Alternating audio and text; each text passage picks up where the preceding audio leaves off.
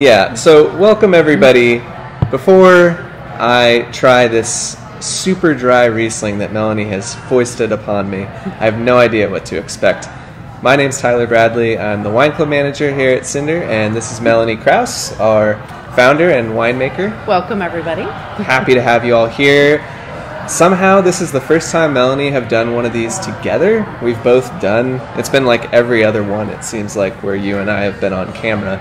Yeah, And we're like hosts. So we're doing it together. It'll be fun. So we're going to try not to talk over each other because as hosts, you know, we're used to being in a certain seat. So today what we're going to do is we're going to recap the 2020 harvest, as last week we pressed our last red fruit. So harvest is winding down. It's over. Right now we're in our new walk-up seating area. We have a few seats for small groups, winter walk-ups. We have nice twinkly lights. And surrounding us are all the barrels with the 2020 red wines going through secondary fermentation, malolactic fermentation right now. So today I brought the expert on to tell us how the harvest went, and then we're also going to kind of drill down into what is harvest. We always say it's harvest time, it's crazy, but what does that actually mean? How does harvest happen? What are we looking for? So Melanie, now is it 20 harvests you've done in your career? Well, I think that was 19. Okay.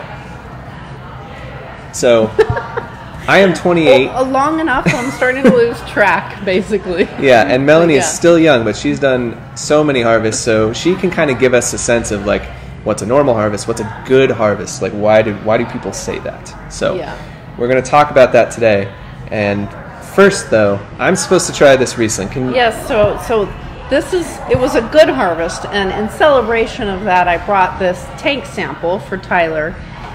You can see that it's still cloudy because even though it's finished fermenting, there's still a little bit of yeast in suspension in this. It's also got tons of carbon dioxide. That's another byproduct of the yeast, and the carbon dioxide makes it really tart, and there's absolutely no sugar left in this Riesling, in this particular tank. And so I know that Tyler's a fan of really tart, really dry Riesling, so I brought him a really extreme example. Cheers to a good harvest. Test. Cheers. Thank you.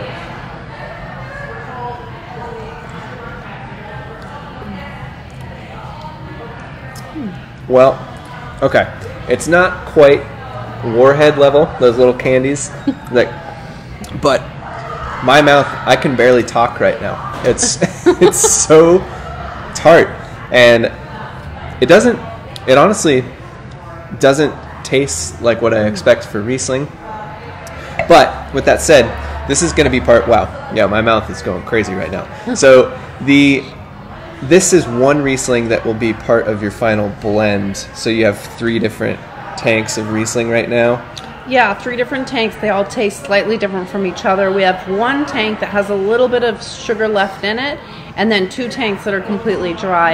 And so they will blend together to come up with that off-dry style. So a hint of sugar, but not really a sweet wine. Cool. And then lots and lots of acid to balance the sugar out, so that what we want with our Riesling is a really sweet, tart, kind of popping sensation in your mouth. So kind of like when you're making a cocktail, you don't want all the tartness in the world. You want to balance it with something. Yeah. So that's what you're going to do with the Riesling. Yeah, so Riesling is a really tart wine, and you balance it with just a little bit of sugar. You know, cool. The whole Mary Poppins thing. Teaspoon of sugar.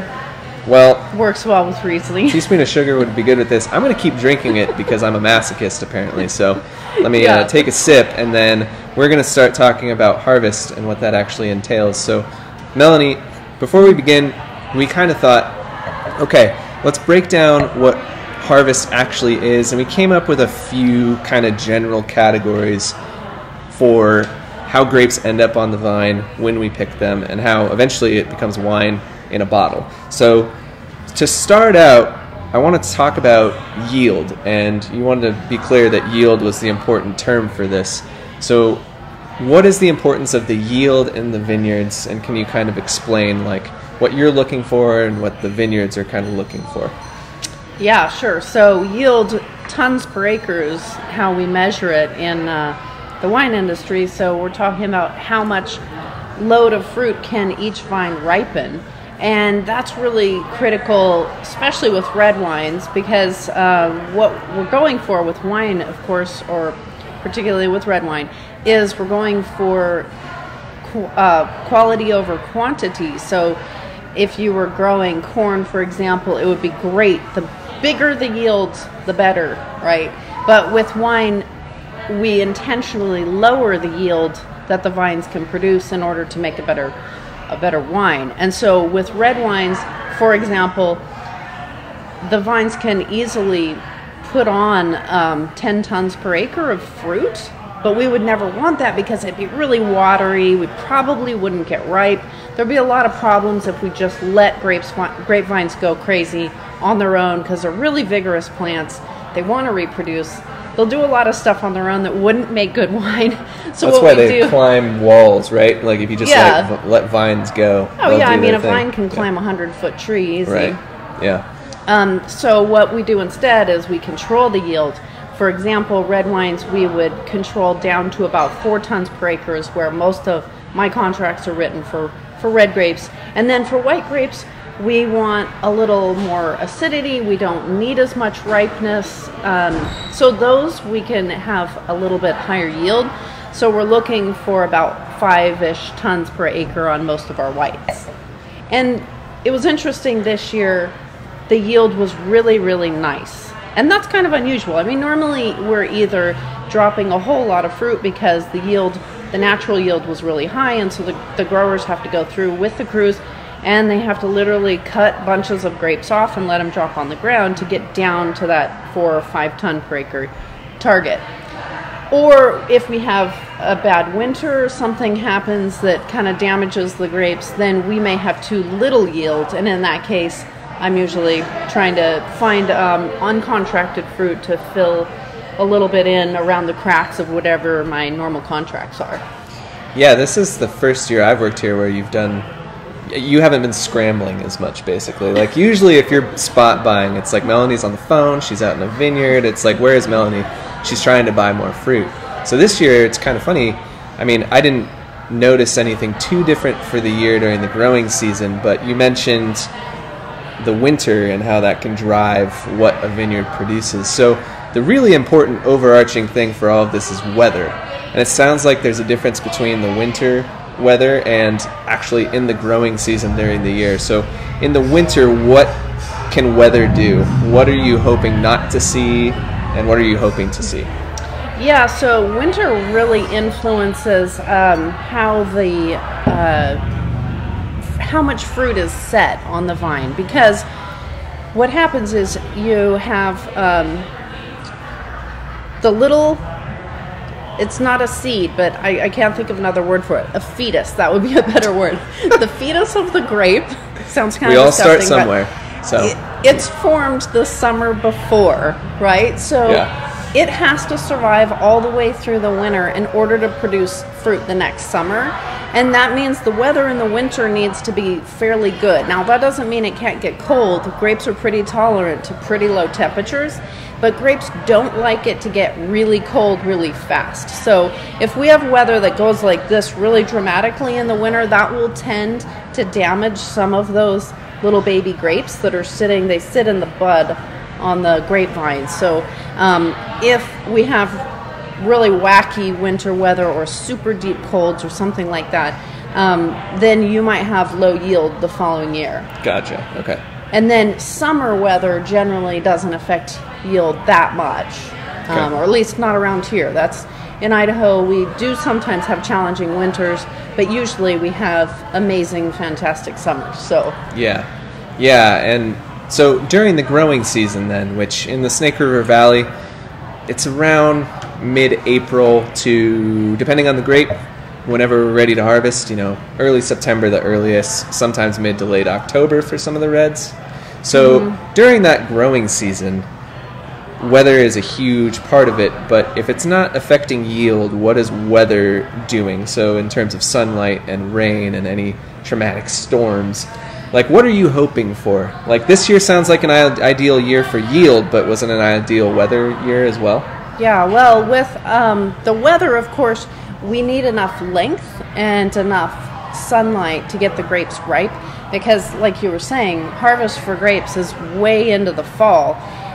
Unlike, say, cherries, which harvest in June, so a really short growing season, grapes have a really long growing season. They need all the summer that they can get to get ripe. So, of course, we have to have warm summers, lots of sunlight. Fortunately, the Snake River Valley pretty much always has warm weather and sun. Yeah. So that's great. So this year, for example, we would say in terms of the growing degree days, which is just a unit that we use to say how many hours per day does the grape have where the conditions are making it grow. So temperatures warmer than 50 with sunlight, the grape's growing. So growing degree days this year were right on the 20-year average. So average growing degree days in the Snake River Valley means excellent wine. Awesome. That's basically what I'm super excited about this year, which sounds funny. Why would I be excited about average? But average in terms of our weather usually means great wine growing conditions. Right. Well, that's awesome to hear. So 2020 wines, the whites and rosés will be released next year. The reds go until 2022, and that kind of goes into, okay, in the vineyard, the management of it. Oh yeah, and well, I didn't quite answer your question. You were wondering about like how does weather affect the taste of the grape? Right, because reds and whites are so different, right? So if you have the same year, how can it be average and good for both things? Yeah, well, how does that work? Generally, seasons will kind of favor one style over another. And so depending on your personal taste in wine, you might like hotter years or you might like cooler years. So in really broad terms, warmer years are going to produce richer wines, whether that's reds or whites. In the reds, we'll really see warmer years. We'll feel it in the heaviness of the wine and the texture of the tannins. Everything will be bigger and richer in warm years. And the whites will be bigger and richer too. Of course, we try to control that because I want my whites to be essentially super aromatic and fairly delicate or very well balanced on the finish. I mean, we want them to be full flavored, but we don't want them to be too high in alcohol. We don't want them to be tannic. We want them to be graceful, smooth creatures on the finish. So if you have a warm year, it'll produce a little bit heavier bodied, both reds and whites. And if you have a cooler year, then the wine tends to retain its acid longer. You tend not to have quite as much alcohol in the wine. And for whites, awesome. I love a cooler year for whites. And then for reds, you're going to end up with a more elegant wine. It's going to maybe not be as broad in those tannins, but it'll be longer in its length. So if you don't like to eat your red wines with like a fork and steak knife, right, then you might like a year that tends a little towards cooler because it'll be a little bit lighter bodied or a little bit more elegant on the finish. Right, and that plays into in the vineyard. So when these grapes start ripening, so I always think of the color change, which is called veraison, and that starts, what is it, like 6 weeks in general before you kind of want to pick? Yeah, so usually we see it right towards the beginning of August. Sure. Into July, that time frame. Right, so the whites and reds have different times where you pick them, but the ripeness is when, I mean, that's where like the acids start to drop a little bit, the sugars start to rise. And so since, Cinder, we don't own our own vineyards and you're contracting this fruit, how does the vineyard management work for you and in general with these contracts? So obviously they're working on it the whole growing season and the winter, but then when the rubber meets the road is when that color change and that sugar starts to rise, right? So how crazy is that for you, and what are you looking for from the people you contract fruit out in the vineyards when that really crucial time period starts? Sure. Well, so when we're getting ready to pick, what I'm doing out in the vineyards is tasting the fruit, literally eating just tons and tons of grapes. Yeah. And I'm also checking the sugar level so that I have an understanding of where the alcohol is going to end up, because more sugar means more alcohol. And so for reds and whites, I have different tactics. For whites, I really have a hard maximum on how much sugar I'll allow it to get. So I'm tasting it and I'm trying to sense as soon as the acid drops enough and as soon as the flavors start to get yummy, we're going to pick it so that we can get our whites to be lower in alcohol, higher in acid. These just make more graceful wines. And then for the reds, I take a totally different tactic. I eat the whole berry, including the skin and the seed and everything. I crunch it all up in my mouth, and I'm watching for maturity of the tannins. So the seeds, as they get further into the season, they'll get harder, crunchier. Essentially, they're hardening off for winter. They're going from an immature little green, very astringent, horrible thing to eat to a thing that resembles more like a piece of popcorn or something, where it's really crunchy, and the tannins aren't so rough. So when I see that change with the red wines, provided everything else is going along well, like the sugar development and stuff, then the reds are ready to pick. Totally. So, and this year, the other thing that's surprising about the harvest being average this year is, and this is related to one of the questions we have from the audience, is the condition of the atmosphere. So we had that smoke. We had huge fire season this year. And the fact that you ended up with a harvest you're incredibly happy about, even though we had, I don't know, how many weeks of smoke coverage was it here? Yeah. How does that affect the ripening of the fruit out in the vineyards if you have too much smoke over the atmosphere? Yeah, good question, and one that tons of people have asked. So we had a couple weeks where there was pretty heavy smoke coverage here, mostly those big fires in Oregon and Washington and California. The smoke was coming our direction. So first of all, it doesn't cause smoke taint, that sort of situation. Smoke taint happens when the fire is right on your vineyard, in it, next to it. Just, it has to be very, very close. Yeah, it's going to be like you or your neighbor, basically. Like, on fire. Like. Yeah. So I don't have any concern about smoke taint. Fortunately, I've never had to work with smoke taint in my career, but I have talked to friends who've had to deal with it, so I kind of know how close the fire has to be to cause that. But all the smoke in the atmosphere does make the UV bounce back out, and so we're not getting as much UV on the grapes, and ripening of the sugar is directly related to that. So even though it was very warm in those 2 weeks, they were the end of August, 1st of September, that time frame, even though it was very warm here, the grapes didn't ripen very much at all in those 2 weeks. It just sort of sat because they weren't getting enough UV. Right. So that did delay the harvest, I would say, by maybe 10 days from the trajectory that we were on before those big fires. Gotcha. But fortunately, we still had enough time left in the season that everything made it to maturity, got enough sugar, all that stuff. So we were still able to have a really great harvest afterwards. But it did make me bite my nails a little bit. Yeah, it was a little nerve-wracking seeing, like, all of a sudden production crew doesn't have much to do because the fruit's not ripening. So that was weird at, like, the end of September. All of a sudden you're like, take a day off, I guess? You don't get days off at harvest. That's not how it works. So yeah, we took several off this year, which was weird because we were just waiting. So that also makes sense with UV being super important. So, like, you can have a high temperature, but if you don't get the actual rays, that's where the ripening comes in. And that's also relates to the vineyard management for canopy management, right? You want to cover from the sun. So this all makes sense the more I think about it. Which you can imagine, right? You can have a house plant, and your house is warm, but if your house plant isn't sitting in a window, it's not going to do anything. You can't grow plants in a warm box with no sunlight. Right. So that's kind of what the smoke does, is it's like taking everything inside. All right, so the sun's important. We've learned that again today. And I'm going to do a few more questions. This is great. We have a ton of audience questions. For people that weren't able to tune in right away, why is that Riesling and why are the whites cloudy right now? This is a question we get all the time for people if they've ever been back in one of our harvest tours in the pre-COVID days. So why are the whites cloudy right now?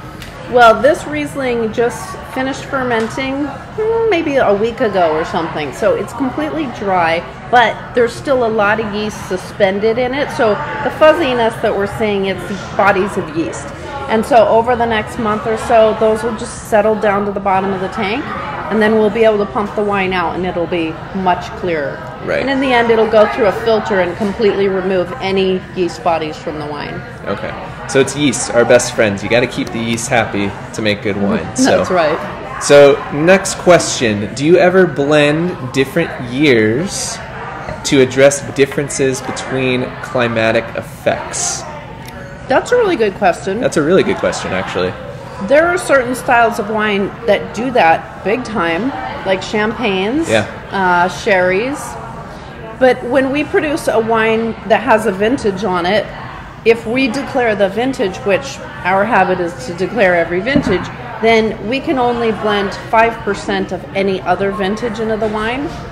And so we will do that to some extent. That's just like, oh, you top your barrels and you use a different vintage of barrels or something. It's not enough to make any significant difference in terms of changing the style. Sure, yeah. So basically, no is the easy question for that. In the style of wine we make. Now, if there's like a lab or somewhere that's like, I would imagine like UC Davis, for example, like a place that has a huge wine program, or a lab might do something like that. But yeah, champagne, that's a whole, if you want to be fascinated by blending different vintages, like go see how actual champagne's made, and it'll blow your mind that any of it actually tastes good, because they're tasting stuff that's like, then they're picking 10 years apart. Like, okay, this vintage was cool and this vintage was warm, let's put them together. You know, like you were talking about the cool and warm vintages. I mean, that's where the crazy stuff happens. Where for us, it's nice to know, like, every single wine we're producing is an expression of whatever the vintage was. That's kind of the fun part about wine, which is really nice. So, yeah, it really shows the year. Although, one thing about growing wine in a desert climate like ours, that's in a rain shadow, is we generally do not have massive weather differences summer to summer. Whereas if you're on the coast, in a climate that's heavily influenced by the ocean, that's where you're going to get like these years that are really good years or really bad years. Continental climates like ours tend to be much more steady. So the vintage to vintage differences that we taste are quite subtle. Yeah. Yeah, we're lucky here. You can count on our stuff being pretty solid each year, if not exquisite. So, okay, I think I have time for a couple more questions before we wrap it up. And one is, progress on the wines you're cooking now. Cooking is in quotes. We don't actually cook the wines over a stove, anything like that. This is good because I was going to ask, what are you excited about this vintage? What's going on, and how are you feeling about the wines from 2020 so far? Well, I'm feeling really good about them. I mean, we were hoping for a very smooth harvest because, of course, COVID is happening, and we didn't want, wild things going on with the grapes, because that puts a lot of stress on the crew itself. Fortunately, things were very smooth, so I'm super thrilled with the wine quality, and we didn't go nuts buying new varieties or doing a bunch of spot buys, which is something I really enjoy doing, but I was keeping things kind of tight because of COVID this year, trying not to put too much strain on the actual crew and infrastructure. But we did have the opportunity to buy a little bit of Petit Verdot, which is a grape that we've never worked with here at Cinder, even though it's a grape I'm a fan of. So that's tasting good, and it's going to be very fun for us to be able to watch it, learn about it, see how it develops, and hopefully put it in the bottle by itself as a small lot series, and maybe a little bit into Valentina too. Awesome. Yeah, so that's another Bordeaux grape, so you could add that to the Valentina. But I got to try it while I was fermenting. It was so good. So let's hope that we get to do 100% Petit Verdot this year. Okay, last question before I do a final few housekeeping things. Why do I hear about different clones? What does this mean in your wines? So we were talking about harvest this time, and we didn't touch on clones.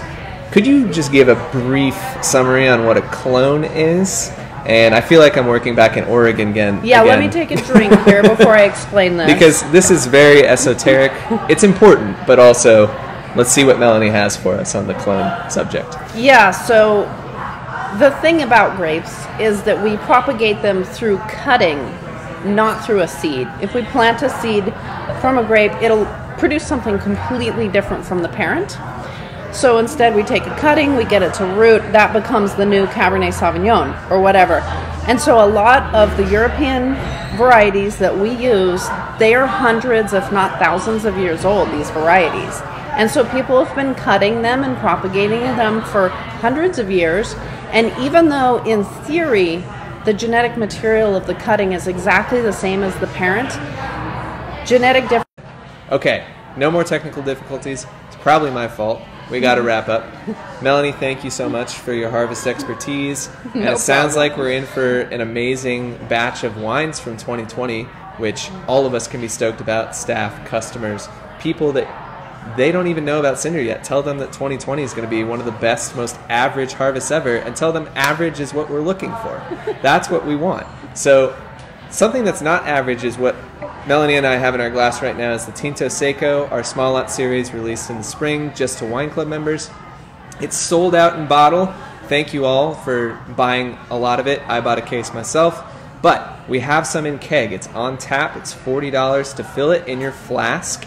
And come down. We don't have that much of it. So come down, fill your flask with some Tinto Seco. We also have these wonderful blankets. Melanie, if you could show the folks. It's getting cold outside, people, okay? And Got the logo. if you're chilly, we got the logo on it. Come down or go online, buy a blanket, send it to those folks who are always cold in your life. I have so many people I know that are like that. I've already taken a nap under one here in the winery. It's nap proof, okay? That's the good thing about being the boss is you get to nap on the job sometimes. Yeah, and we still have to work, which is fine. So she makes the wine, so we can't really say anything about that. Finally, any order, $100 or more, you get free shipping via FedEx Ground from today through December 16th. That's the cutoff so that we can get all the shipments out across the country in time for Christmas if you celebrate it, or any other holiday you want. Thanksgiving's coming up. Call us, go online, do whatever you need. We'll get those wines to you.